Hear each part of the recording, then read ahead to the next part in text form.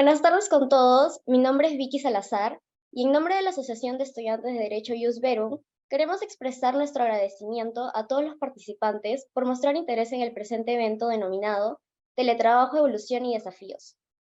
Por favor, antes de empezar, apagar sus micrófonos para poder comenzar con el evento y, si es posible, acompañar la ponencia con las cámaras prendidas. En caso tengan alguna duda sobre la exposición de nuestro ponente, siéntanse libres de realizarlas por medio del chat. Antes de finalizar el evento, sus preguntas serán respondidas para evitar distracciones a la ponente. Además, les solicitamos renombrarse con sus nombres y apellidos para que el equipo de Ius Verum los pueda identificar. Para dar inicio a la ponencia, le daremos la palabra a la doctora Magali Bobadilla, pero antes les mencionaré una breve reseña de su trayectoria profesional. La doctora Magali es magíster en Desarrollo Organizacional por la Universidad del Desarrollo y en Dirección de Personas por la Universidad del Pacífico. Con diploma de estudios avanzados en Derecho por la Universidad de Salamanca, es abogada homologada por la Universidad de Sevilla y docente de Derecho Laboral en la Universidad Científica del Sur, como en otras casas de estudio. Además, ha publicado una variedad de artículos como El teletrabajo desde la perspectiva del racionalismo evolucionista, Aplicación del teletrabajo en colectivos vulnerables, Un martirio en el trabajo y otros más. Asimismo, en nombre de la Asociación de Estudiantes de Derecho Ius Verum, le agradezco por aceptar esta invitación a la doctora Magali. Sin otro particular, damos pase para que la ponente, si así lo quisiera, agregue algunas palabras y posteriormente se proceda a presentar la ponencia titulada Teletrabajo, Evolución y Desafíos. Muchas gracias, Vicky. Buenas tardes con todos. Quiero iniciar esta presentación expresando mi agradecimiento a todos los miembros de la revista Ius Verum por la invitación, en especial a la señorita Ivonne Rodríguez, quien coordinó mi participación esta tarde. Igual, gracias a los alumnos, estudiantes que veo conectados en este momento, que han sido exalumnos, algunos son estudiantes actuales que llevan el curso conmigo. Me siento muy agradecida porque están aquí conectados, acompañando la presentación, pero sobre todo me indica el interés que tienen por conocer este tema. La presentación que quiero realizarles esta tarde se sustenta, como bien ha señalado Vicky, en un artículo de investigación denominado Teletrabajo desde la perspectiva del racionalismo evolucionista, que ha sido publicado recientemente en una revista de filosofía de la Universidad de Zulia, Venezuela, y que está indexada en Scopus. Y quien les habla es coautora conjuntamente con el doctor Vladimir Rodríguez Cairo, y pertenece parte de una investigación de tesis doctoral. Sin más preámbulos, me gustaría pasar a iniciar esta presentación, esperando sea de vuestro agrado. Muchas gracias.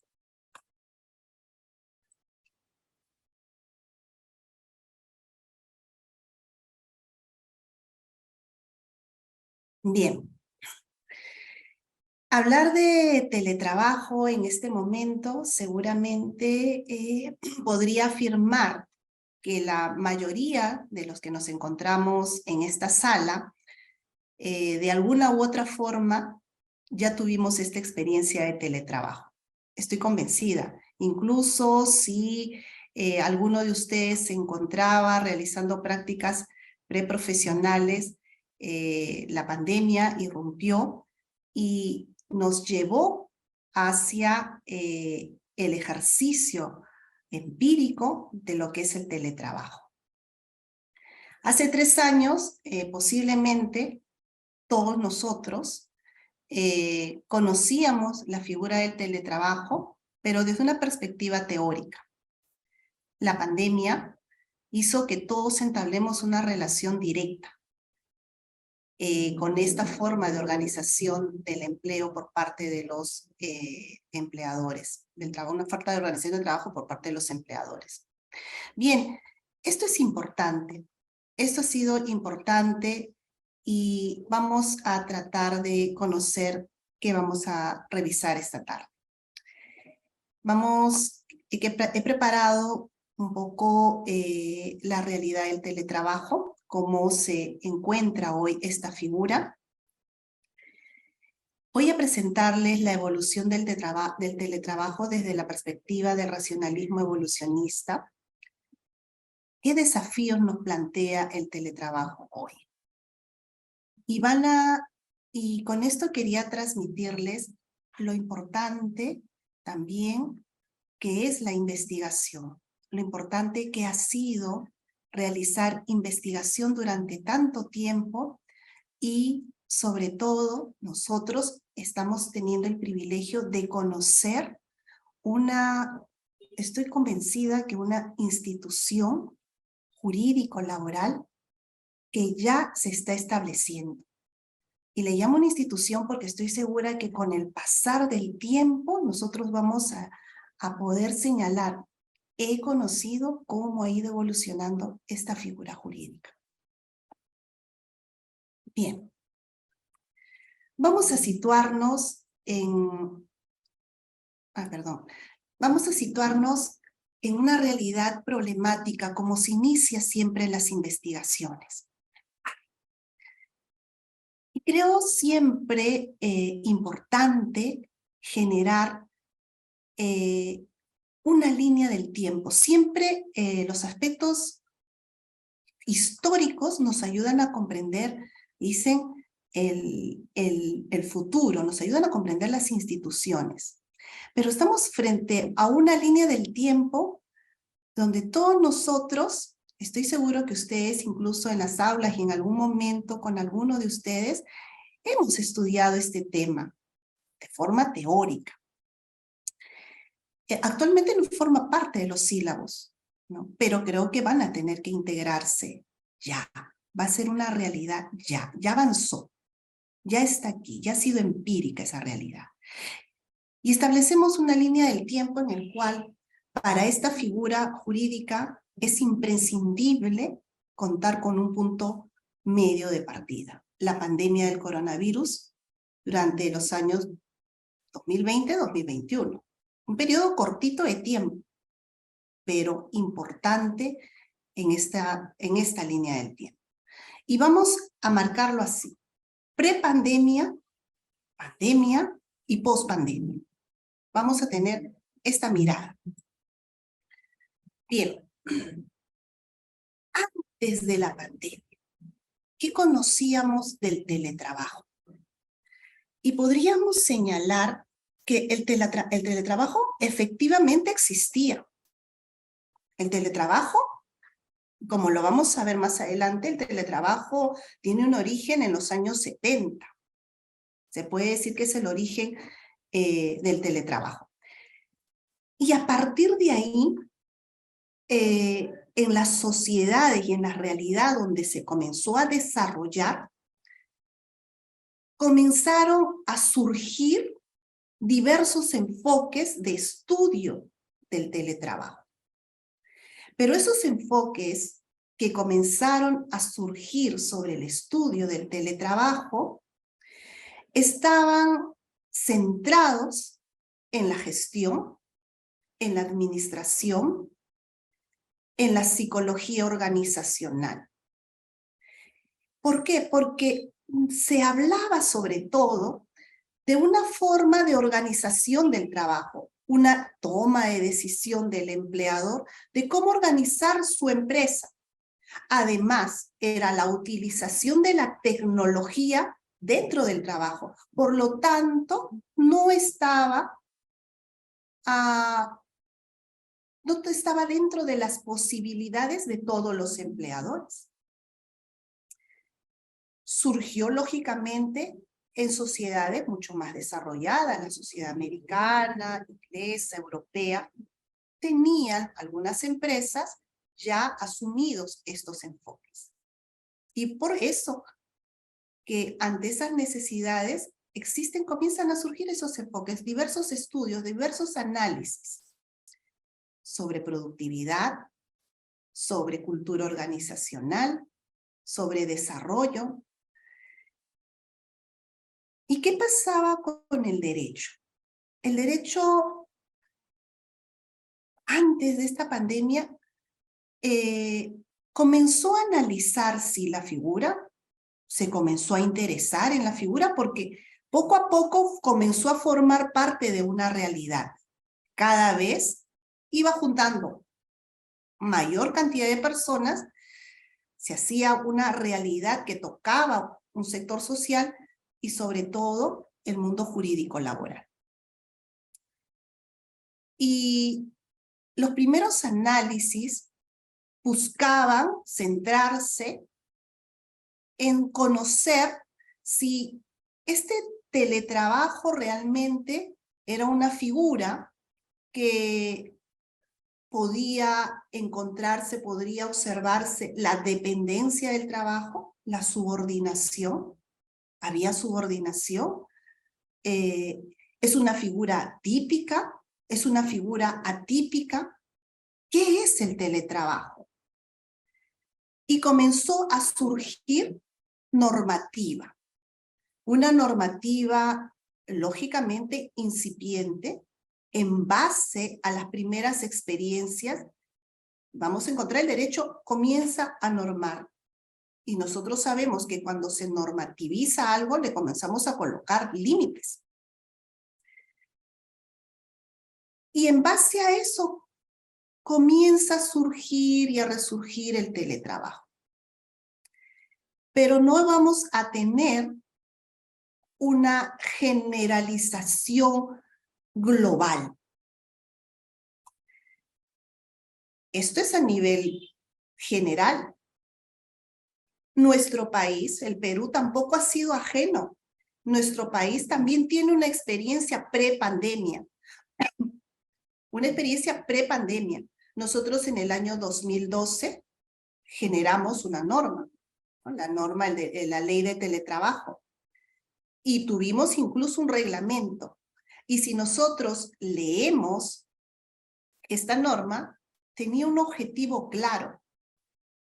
Se basaba en estudios norteamericanos, fue lo que el punto básico para generar esta norma, y el objetivo fundamental era que hacia el año 2020, perdón, y hacia el año 2020 hubiese un incremento en un 30% de teletrabajadores en el Perú.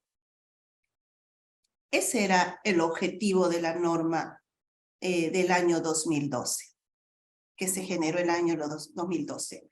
Y nosotros destacamos normativamente que el teletrabajo tenía esa figura de dependencia.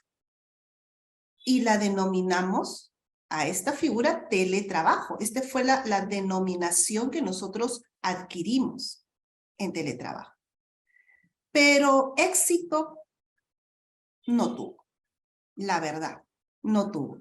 No hemos visto ni siquiera que muchas organizaciones privadas lo admitan, por eso señalaba que existía la norma y el conocimiento de nuestra parte era un conocimiento teórico de lo que era el teletrabajo. Y mientras el conocimiento es teórico y hagamos comparaciones entre legislaciones, no podemos llegar a conocer realmente hasta dónde puede haber impacto en una sociedad, porque no lo estamos viviendo. Bien. Llega el año 2020 y globalmente tenemos la pandemia del coronavirus. Una pandemia que todos nosotros que estamos presentes hemos vivido de alguna u otra forma. 2 años que hemos vivido con el temor de una infección, el temor de la muerte,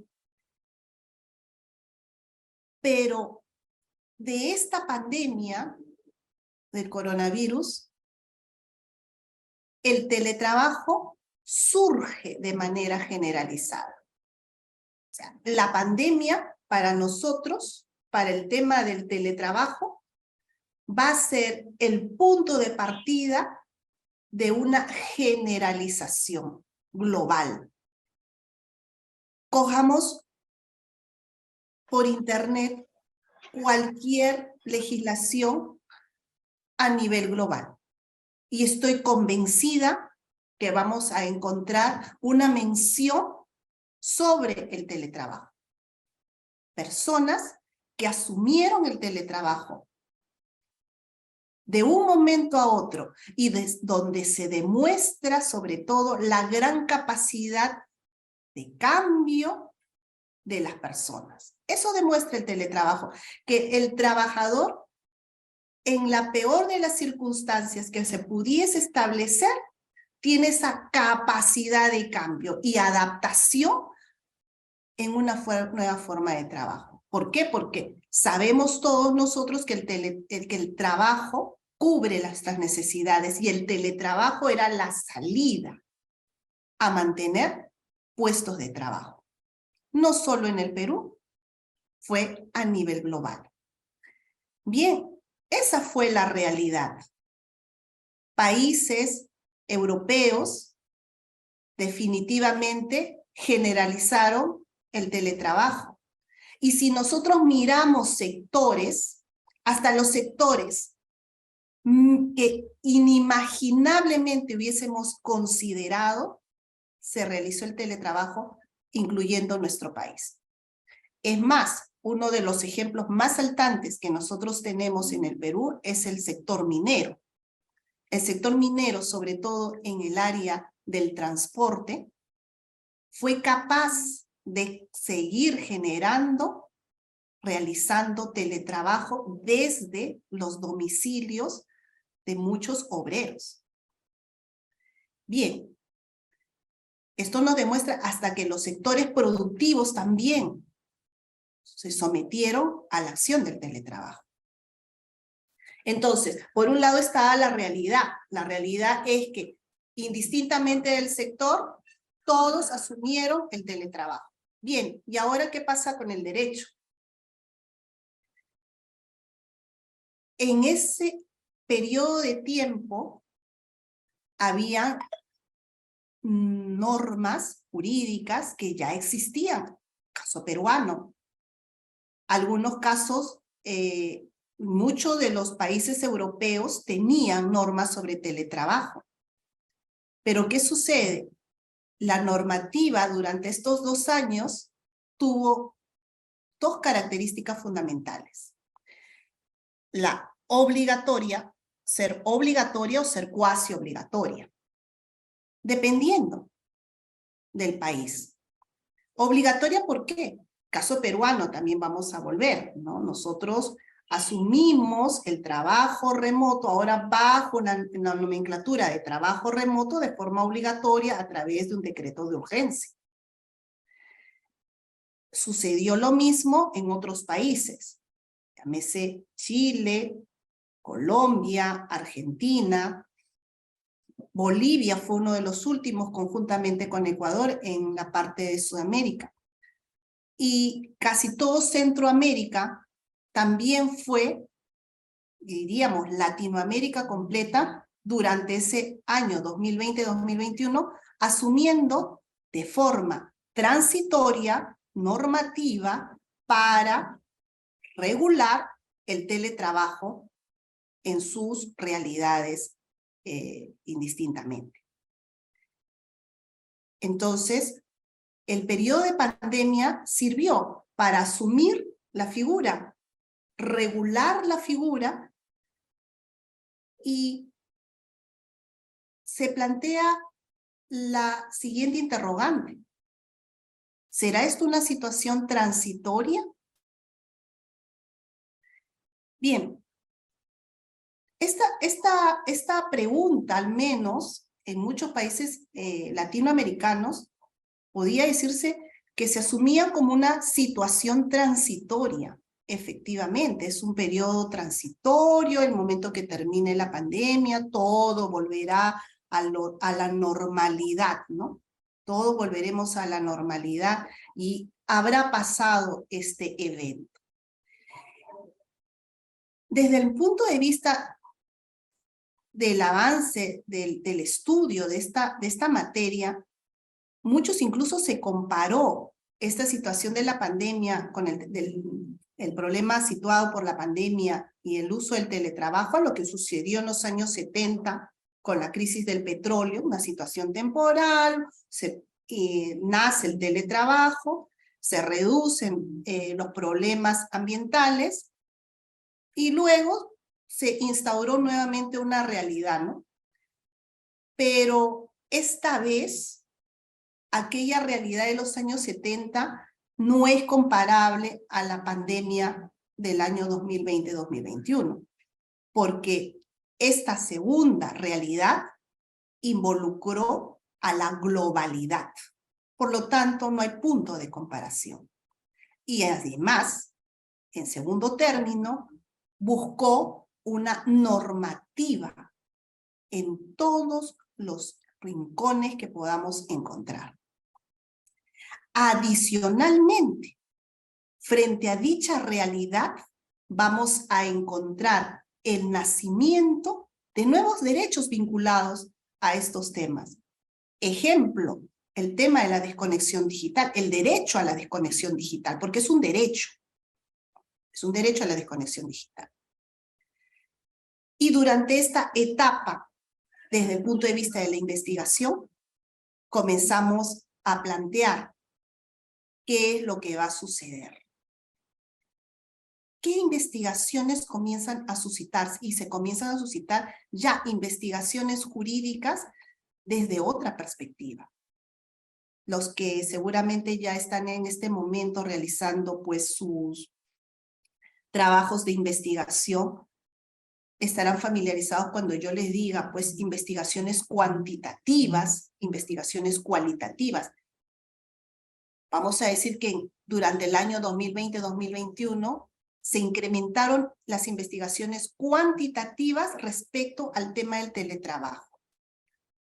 Pero muchas de estas investigaciones cuantitativas seguían manteniendo los enfoques pues desde la perspectiva de gestión y de la psicología organizacional.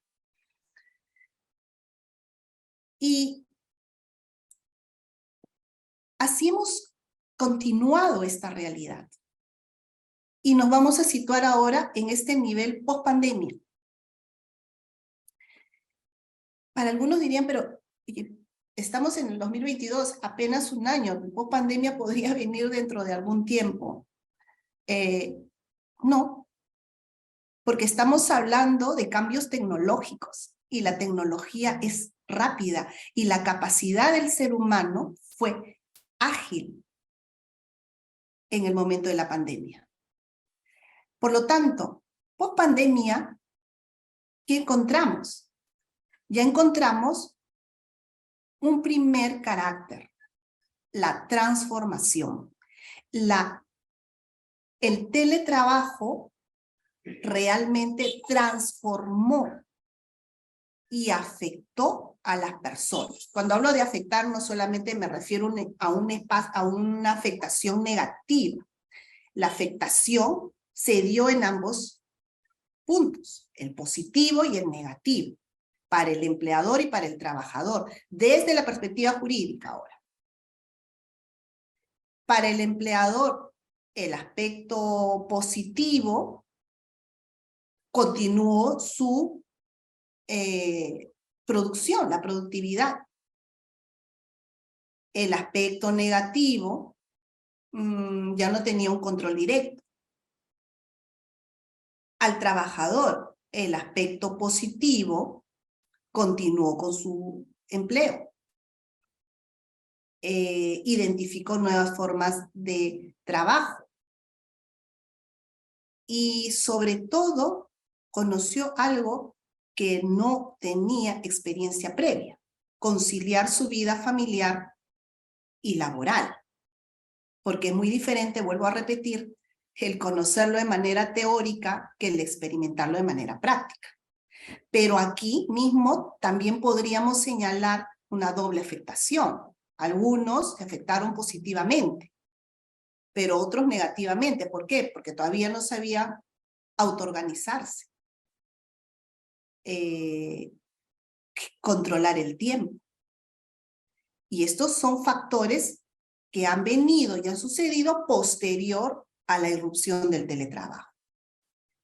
Otro punto importante de esta pospandemia que se está analizando es identificar principios de protección. Y no estamos hablando de normas, como ustedes se darán cuenta. Estamos hablando del nivel de los principios. Y es lo que actualmente a nivel jurídico se está revisando. ¿Qué principios se están afectando? ¿Qué principios deberían contarse como esenciales que protejan al teletrabajador?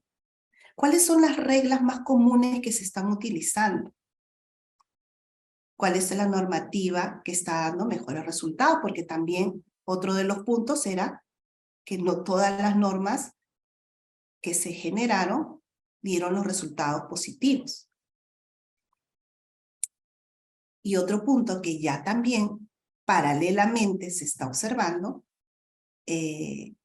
bueno, y el teletrabajo, ¿dónde lo encajamos? En el derecho del trabajo, dentro de los derechos digitales, porque esto de los derechos digitales ya es una realidad, ¿no? Ya existe la Carta de Derechos Digitales en la legislación española y que la Unión Europea tomó como una gran iniciativa para generar, ¿no? Y está en pleno auge una directiva comunitaria sobre derechos digitales. Bien, entonces, que nos llevan unos pasos adelante, lógicamente, en este análisis, ¿no? Ya no están, para ellos analizar la legislación, analizaron la legislación y vieron pues las ventajas y desventajas que se producía dentro de su realidad. Y entonces están dando un paso más allá. Son derechos digitales y esto es uno de los puntos también que ya empezó a surgir como parte de esta realidad. Bien. ¿Y qué es el teletrabajo? Bueno, el teletrabajo nosotros vamos a obtener seguramente diversas conceptos dependiendo de las normas o autores que leamos. Sí. Yo acá les traigo la propuesta de Tibajut Aranda. ¿Por qué? Y les voy a explicar por qué. Javier Tibajut fue uno de los primeros que en el año 2002 realiza un análisis del teletrabajo en España, completo. Y presenta este concepto que dice: el teletrabajo puede definirse como una forma de organización y o ejecución del trabajo realizado a distancia, en gran parte o principalmente mediante el uso intensivo de las técnicas informáticas y o de la telecomunicación. Y voy a decir por qué Tibajut. Primero porque en este año 2002 fue uno de los autores que tuvo una gran repercusión a nivel de la doctrina, pero sobre todo a nivel de la doctrina latinoamericana. Cuando comenzaba a revisar algunos artículos chilenos sobre teletrabajo, la mayoría de ellos cita a Tibajut. Mi sorpresa fue cuando comencé a revisar los artículos argentinos, encuentro Tibajut. Vamos a citar Colombia, Tibajut, Costa Rica, Tibajut. Entonces, ¿por qué? Ha tenido una influencia fuerte. Considero por algunos aspectos. Primero, siempre tenemos una dependencia, ¿no?, con España. El idioma, y luego podríamos decir, pues también formamos parte del sistema jurídico romano-germánico. Entonces, claro, tenemos este acercamiento con el autor. Y me parece justo mencionar, porque luego los demás autores han realizado conceptos que varían dentro de este esquema. Y de este concepto vamos a encontrar dos puntos fundamentales: la locación y el uso de las TIC, ¿no? El uso de las tecnologías de información y comunicación, que lo podemos analizar y obtener de aquí, de este concepto. Y los he colocado así, locación y uso de TIC. ¿Por qué? Porque ya está aceptado por la mayoría de la doctrina decir que estos vienen a ser las características esenciales del teletrabajo. No estoy señalando ahora, ojo, que cuando me refiero a locación estoy hablando de domicilio. Ojo con eso. Estamos hablando de una doctrina general. Estamos hablando de locación y uso de TIC. Donde no hay ningún tipo de diferenciación es con el uso de la TIC. Ya sabemos que existe teletrabajo si hay uso de tecnologías de información y comunicación. Pero el tema locación vamos a ver que tiene un punto sumamente crucial. Y decían la mayoría de la doctrina, pero también la mayoría de las regulaciones utilizan estos dos elementos como esenciales al momento de definir teletrabajo. Y ahora vamos a ver por qué. El último estudio que realiza la OIT en el año 2021, ¿ya? En el año 2021, que se llama Definición y Medición del Trabajo a Distancia, Teletrabajo, Trabajo a Domicilio y Trabajo Basado en el Domicilio, OIT 2020, señala que existen 4 conceptos que debemos tener en cuenta. Y si nosotros antes posiblemente teníamos que entre la época de la pospandemia y la pandemia, el problema de la definición del teletrabajo, el valor de la ubicación es uno de los puntos fundamentales. ¿Por qué? Porque dependiendo de esta ubicación, fíjense que se ha cogido este punto del valor de la ubicación para poder diferenciar los conceptos. Trabajo a distancia, teletrabajo, trabajo desde el domicilio o trabajo basado en el domicilio, que son los 4 conceptos que está tratando de medir la OIT. ¿Por qué? Porque considera que tiene que haber una cierta diferenciación. Y porque uno de los puntos también de partida era, ¿no?, que, bueno, no podemos encontrar, ¿no? No se puede encontrar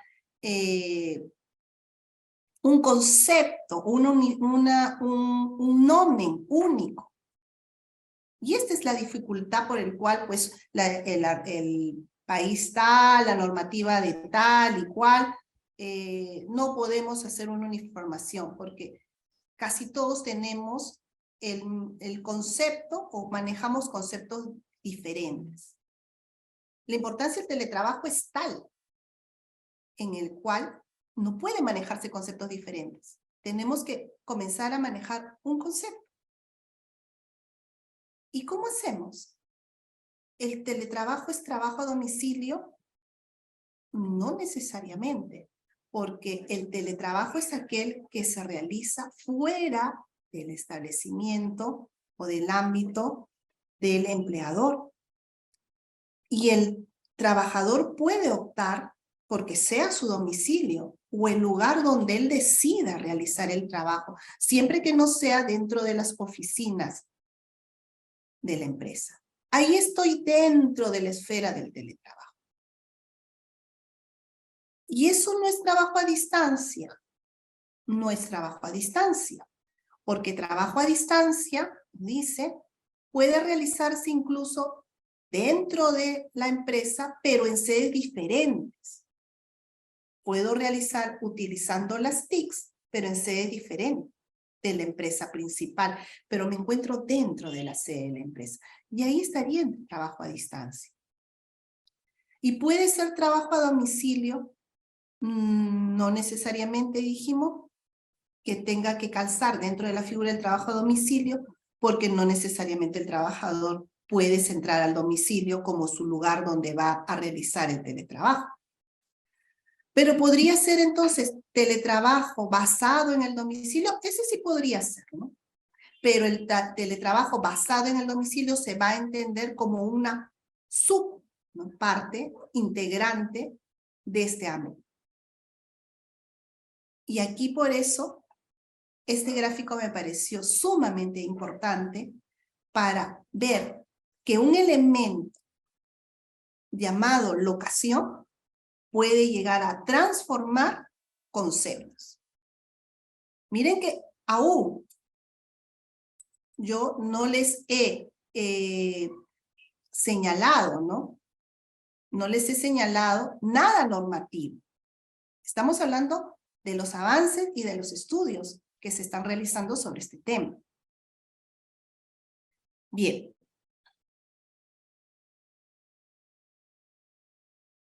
Quería enfocarme, entonces, ¿cómo es esto del enfoque del teletrabajo? ¿Cómo es que evoluciona el teletrabajo? Y yo, por ejemplo, en este caso, me he centrado en el enfoque del racionalismo evolucionista. ¿Y por qué le he colocado el racionalismo evolucionista? Por una sencilla razón.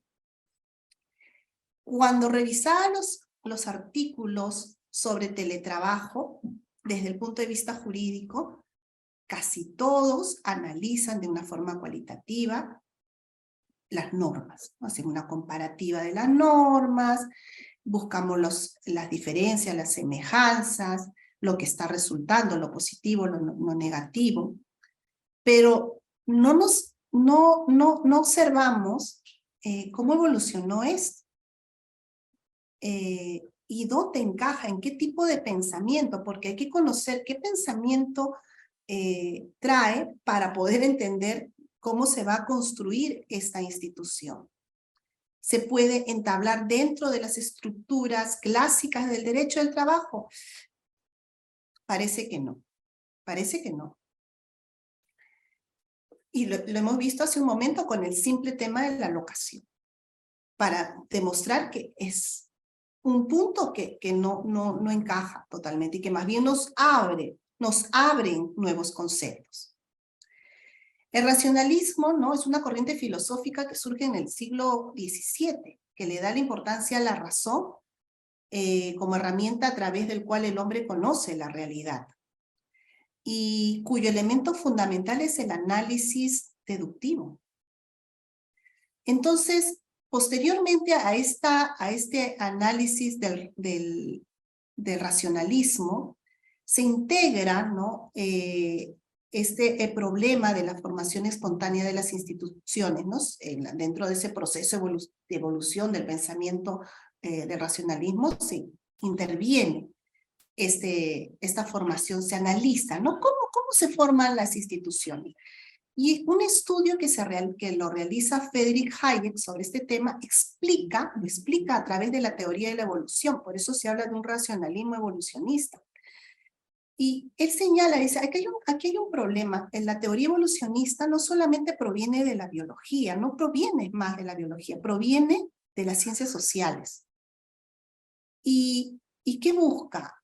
Lo que presenta o lo que nos señala a través del evolucionismo es un proceso que presenta fases. Es decir, que toda institución, ¿no?, es un concepto que describe un proceso. Y ese proceso lo vamos a ver, simplemente dice, en dos puntos: un orden espontáneo y un orden construido. Un orden espontáneo, dice, cuando se va generando de manera imprevista, no planificada, no dirigida. Un movimiento social de conjuntos sociales que desarrolla, que se empeñan en superar, pues, ¿no?, condiciones de vida. Ese es un orden espontáneo para construir una institución. Y luego viene un orden construido, ¿no?, que es cuando ya se fijan los límites, que son observables, que persiguen un fin. ¿Y esto qué es? Es el concepto de norma. Es decir, que para analizar una institución proviene desde una formación espontánea. Y el teletrabajo nos lleva a eso. Si hacemos un vistazo atrás, tenemos la construcción y ¡pum!, tanto con el orden espontáneo y el orden construido. ¿Y cumple por qué? Y yo le puse a cada una de estas etapas, le fui construyendo el nombre que se fue. En el año 1958, Norbert Wiener comienza a hacer un análisis y un estudio de la teoría de los mensajes, donde desarrolla, ¿no?, la conexión entre el emisor y el receptor. Y esta teoría del lenguaje lo aplica a un lenguaje entre la persona y la máquina. Y a esto le denomina cibernética. Y considera que en algún momento este va a ser un avance, dice, para la sociedad. Y lo deja ahí su estudio, ¿no? Él sigue analizando su estudio. Creo que el señor nunca imaginó que para qué iba a construir su teoría. Pasan aproximadamente 20 años y Jack Niels lo que hace con estos estudios se enfoca y lo lleva al trabajo y desarrolla, ¿no?, esta fusión, vamos a decirlo, ¿no?, este análisis, no fusión, este análisis de tener el teletrabajo, la posibilidad de conectarte a trabajar a través del envío, la transmisión de mensajes a un lugar sin que tú te transfieras. Momento de la crisis del petróleo, había una necesidad urgente que resolver. Y él trata de resolver aquella necesidad urgente, no estaba pensando en que el mundo iba a transformarlo. A esta etapa le llama telecommuting, él desarrolla a través de investigaciones en la Universidad de Virginia y genera esta forma de prestar el servicio. 9 años más pasarían porque esto no se asumió, simplemente fueron desarrollando, empresas que fueron adoptando. Pero en el año 1979, no hay una investigación, pero sí hay un importante artículo que se publica en el Washington Post, denominado Working at Home Can Save Dozens. En el año 79 también, ¿no?, Frank Schiff considera de que debe haber ya una participación más grande por parte de los empresarios en la utilización del teletrabajo.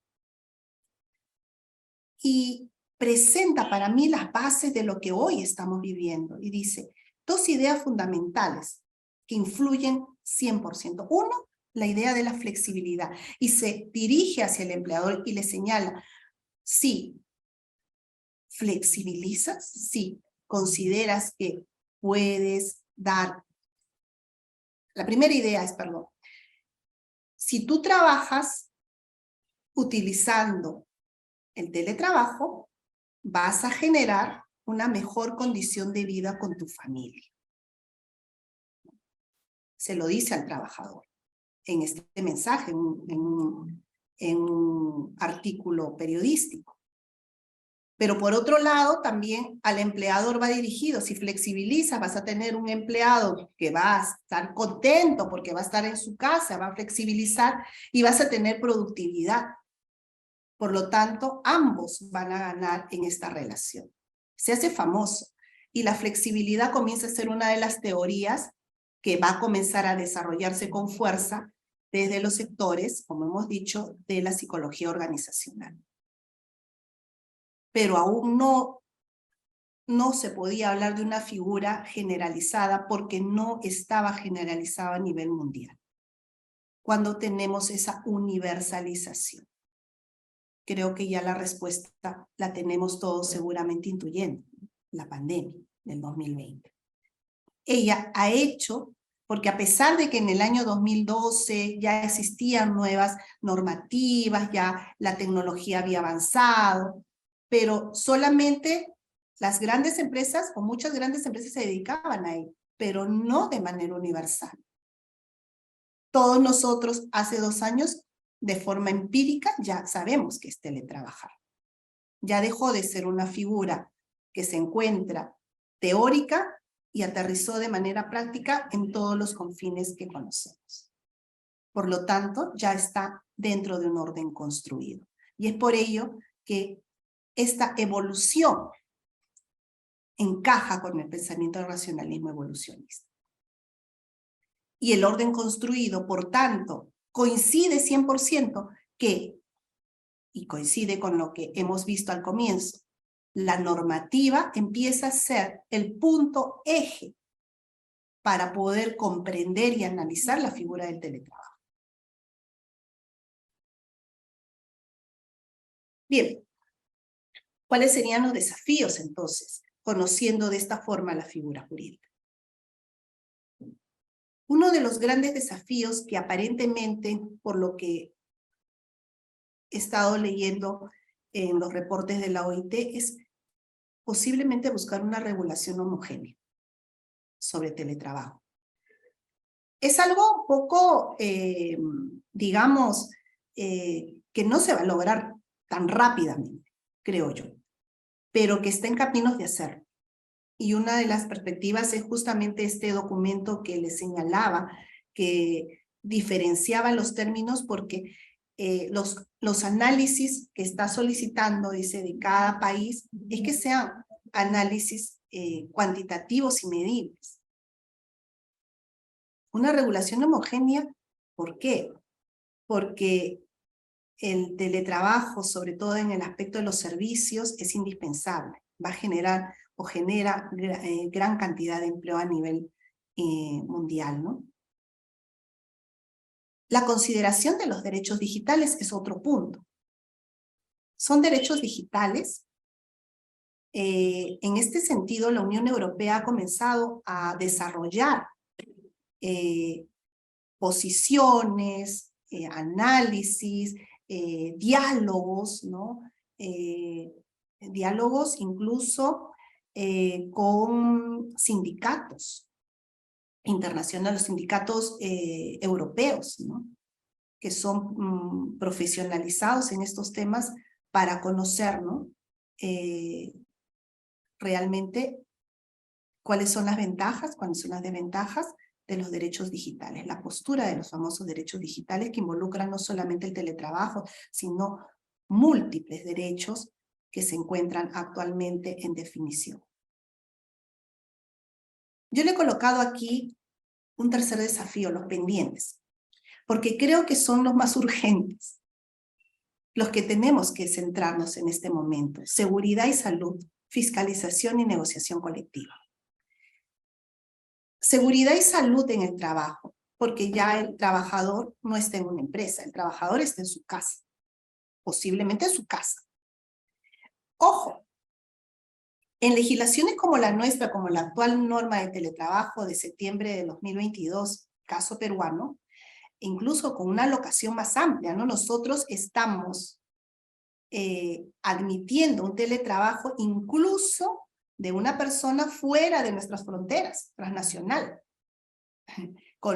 Lógicamente, bien por un lado, porque estamos aperturándonos, pero eso también tiene otra contraparte, ¿no? Los temas fiscales incluso, la seguridad y salud. ¿Cómo voy a poder controlar la seguridad y salud de una persona que está fuera de nuestras fronteras? Poco difícil, cuestionable, pero son desafíos que hay que revisar. La fiscalización laboral, hace creo que menos de 24 horas hablaba con los estudiantes sobre el tema de la fiscalización. La fiscalización nace para que se cumpla la norma, pero ahora la norma es una norma que rompe esquemas. Entonces, por lo tanto, ahora esta norma tiene que servir para modificar el tema de fiscalización, para que la fiscalización se realice dentro de lugares del domicilio del trabajador, que no estaba contemplado, o del lugar donde él considere domicilio, o qué cosa considera como domicilio. Su casa, su habitación, la casa de alquiler, la casa de campo, la casa, el ciber, ¿dónde está el teletrabajador? Y la negociación colectiva. En casos como el nuestro, pues, la negociación colectiva tiene que llegar a un nivel en el cual tenga que tratar estos temas, donde debe haber cierto conocimiento, educación y diferenciación de muchos conceptos nuevos. nuevos, desafío realmente.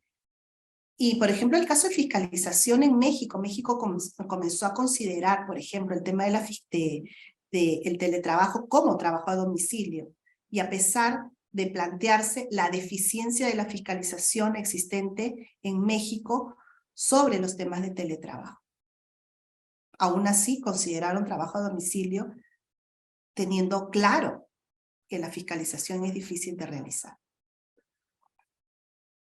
Y finalmente puse el caso peruano, dos puntos fundamentales que surgen a raíz de la normativa de septiembre, ¿no?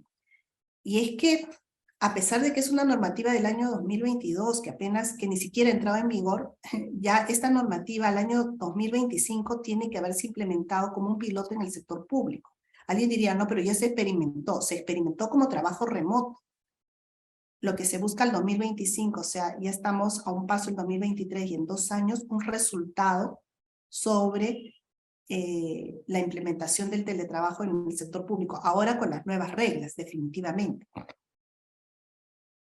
Y al 2030, o sea, 5 años posteriores, la revisión del impacto al 2030. ¿Por qué? Porque el Plan Nacional de Productividad y Competitividad al año 2030 señala que ese es el objetivo fundamental.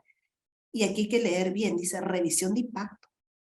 Y el impacto no significa que vamos a señalar, pues, que es positivo o es negativo, porque no, el impacto se tiene que medir ahora bajo el análisis cuantitativo, es decir, tendrían que haber ya bases de datos que puedan ser medibles.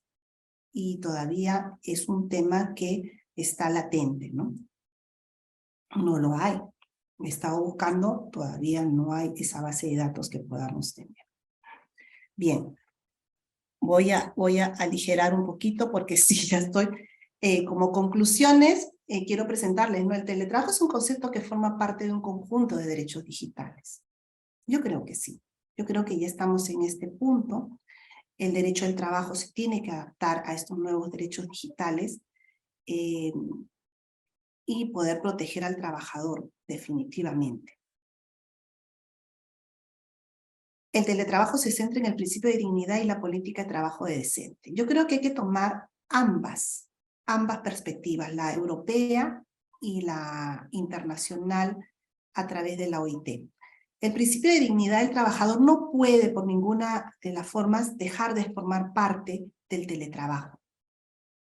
Es un derecho consagrado para los trabajadores, para el teletrabajador debe seguir formando parte el principio de dignidad. Y también la política del trabajo decente, porque aunque tienen interrelaciones, ¿no? Hay que diferenciar algo, ¿no? Uno es un principio y el otro es una política, ¿no? Entonces, creo que se puede trabajar en ambos caminos para dar frutos que mantengan sobre todas las cosas el respeto hacia los derechos de los teletrabajadores. Es un concepto que deviene de la teoría de la evolución espontánea y la flexibilidad. No me queda duda que sí. Ha surgido de forma espontánea. Creo que ninguno de los predecesores que generaron con sus teorías y sus análisis consideraron que en algún momento llegarían a formar parte de un cambio y una transformación en nuestra sociedad. La teoría de la flexibilidad definitivamente en aspectos económicos ha habido grandes contradicciones, pero lo que es definitivamente indudable es que en el aspecto tecnológico la teoría de la flexibilidad definitivamente surge como un desafío, sobre todo en el campo del teletrabajo. Bien, creo que estoy justo con el tiempo. Agradezco a todos ustedes la atención, espero no haberlos aburrido con este tema y estoy atenta también a vuestras preguntas. Muchas gracias. Sí, doctora, muchísimas gracias por su ponencia. Creo que es un tema bastante interesante y de alto valor para la comunidad jurídica. Bueno, brevemente, antes de finalizar, queremos leer algunas de las preguntas formuladas por el público. Asimismo, si alguno de los participantes desean prender su micrófono, puede reaccionar levantando la mano y se le cederá la palabra. La primera pregunta dice así: ¿a qué organismo le corresponde fiscalizar el cumplimiento de los acuerdos del teletrabajo y cuál es el procedimiento correspondiente? Bien. A ver, a nivel internacional podríamos señalar que el organismo encargado de velar por la fiscalización del teletrabajo, estamos hablando de la OIT, definitivamente. A nivel nacional, si es la pregunta relacionarse, lógicamente, a SUNAFIL. SUNAFIL va a ser el ente a nivel nacional, lógicamente, que le compete el respeto de las normas jurídicas y, por lo tanto, la ley del teletrabajo de este septiembre del 2022 es una de las normas jurídicas adoptadas por nuestro legislador y, por lo tanto, al pertenecer al área sociolaboral, SUNAFIL tiene esa competencia. Lo que sucede es que definitivamente tenemos que esperar que SUNAFIL actualice, ¿no? Actualice las normas de inspección, la ley de inspección laboral, para que se pueda realizar adecuadas inspecciones, sobre todo velar por el cumplimiento de lo que señala la actual norma jurídica. Aquí. La segunda pregunta es respecto al teletrabajo. ¿Qué tipo de límites se debe considerar cuando el empleador ejerce supervisión o control funcional sobre la forma y oportunidad en que se desarrollan las labores? Bien, a ver, los límites que puede tener el empleador, ¿no?, sobre la forma y el ejercicio van a ser los mismos límites que están establecidos dentro del contrato. Los límites los vamos a encontrar, por eso que es importante desde ya comenzar a generar normativa. En nuestro caso peruano ya tenemos una normativa que aún no entra en aplicación porque estamos a la espera de que entre en diciembre de este año. Se podría entender, por tanto, que aún tiene vigencia la del 2012, aunque esa norma no está afectando a nadie porque algunas empresas mantienen la normativa de trabajo remoto. Los límites están especificados en la norma. Los límites también van a estar especificados en los contratos, ¿no? Sobre el control del teletrabajo. Ahí tenemos que orientarnos. Ese punto, ¿no? Más bien, yo creo, más que en principio, si somos teletrabajadores, centrarnos en esa atención. Pero si estamos investigando estos temas, tenemos que comenzar, como les señalaba, a investigar un poco más para poder contribuir, ¿no? Contribuir a que estas normas se actualicen y vayan conjuntamente con los cambios que estas figuras jurídicas marcan en nuestra realidad. La tercera pregunta ¿es posible aplicar las reglas de la jornada de trabajo ordinaria a la modalidad de teletrabajo? Ok, muy buena pregunta. La norma señala que se debe aplicar, ¿no? La regla de la jornada de las 8 horas. Efectivamente, podríamos aplicar, pero aquí hay que tener un punto fundamental que creo que lo que hablábamos con relación a las características y a los cambios y a las transformaciones que genera el teletrabajo. Un punto fundamental es la autonomía del trabajador.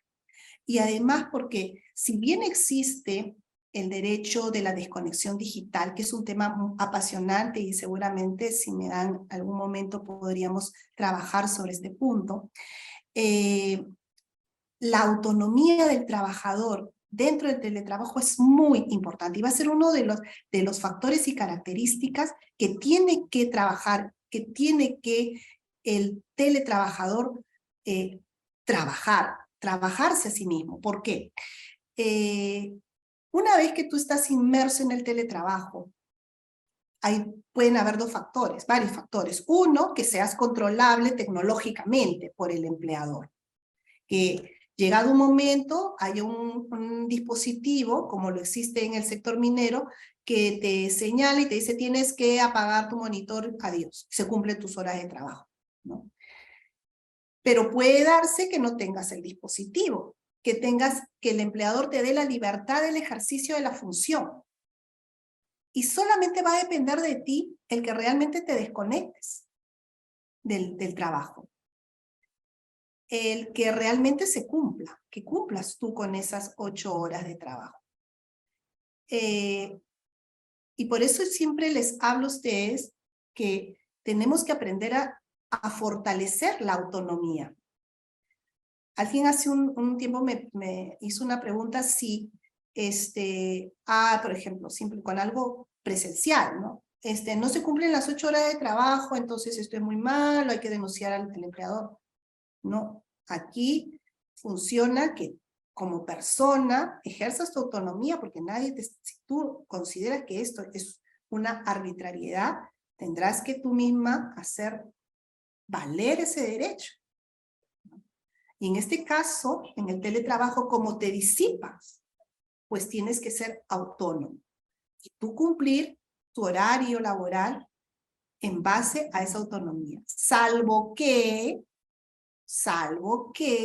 siempre tengo que señalarlo, exista el caso fortuito de la fuerza mayor, que incluso en la presencialidad rompe el esquema, ¿no?, de la jornada, implica la sobrecarga de horas, salvo estos casos.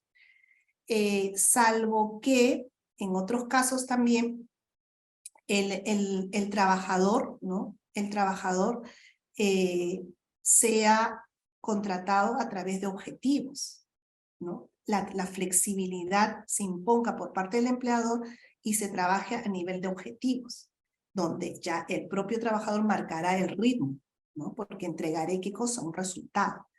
Este también es un punto que es diferenciador dentro de los aspectos de una relación presencial común, como la vemos actualmente. La última pregunta es, ¿a qué grupo de trabajadores se aplica teletrabajo de manera obligatoria? Bien, ¿a qué grupo de teletrabajadores se aplica de forma obligatoria? Bien, a ver, la norma señala que debería haber una aplicación en base a un acuerdo entre las partes. Ok. Ahora, puede darse el teletrabajo desde el inicio de la relación, que es diferente aplicarlo de forma obligatoria. Vamos a ver 3 esquemas. El inicio de la relación, es decir, que mi empresa se ha virtualizado y mantiene la relación desde esta perspectiva. Ejemplo, les puedo dar una empresa de telecomunicaciones que ahora están funcionando desde manera virtual, 100%. Entonces, no hay lugar físico donde yo pueda ir a trabajar. Tengo que trabajar en mi casa, el lugar donde yo decida trabajar. Y aquí es, o lo tomas o lo dejas, porque esta es la forma de realizar el trabajo. ¿Cuándo lo realizo obligatorio? Cuando la norma me lo constriña, cuando haya posiblemente el caso fortuito o la fuerza mayor, como lo hemos visto el caso de la pandemia, ¿no? Y que esta norma actual te señala, ¿no? Si existiera el caso fortuito o la fuerza mayor, posiblemente tengas que ir de manera obligatoria a hacerlo, ¿no? También, no es que tengas que hacerlo no es que puedas hacerlo de manera obligatoria, el empleador tenga que manejar. Tenemos que tener en cuenta también, ojo, que es una decisión empresarial, si estamos dentro del sector privado. Si la empresa decide que esta área se reconvierte en un sistema de teletrabajo, y tan es así, les digo esto porque puedo estar dentro del sector servicios, el sector educación, por ejemplo, ¿no? Podríamos decir, ahora va a ser virtual. Perfecto. O un sector como el minero, que dentro de sus gestiones administrativas, hasta el día de hoy mantiene virtualidad, que sin pensar, que no se consideraba, pero hay virtualidad. Pero, por ejemplo, también hay sectores en los que no, pues, por ejemplo, la construcción, bien difícil es que haya virtualidad en ese aspecto, ¿no? Que se reconvierta, salvo, por eso les digo, se convierta un sector un sector dentro de esto, ¿no? Por ejemplo, el área administrativa, un área de gestión. Si el empleador considera y toma la decisión de virtualizar, de realizar trabajo remoto de una de sus áreas, pues esa área ya se reconvertirá en un proceso de gestión de teletrabajo.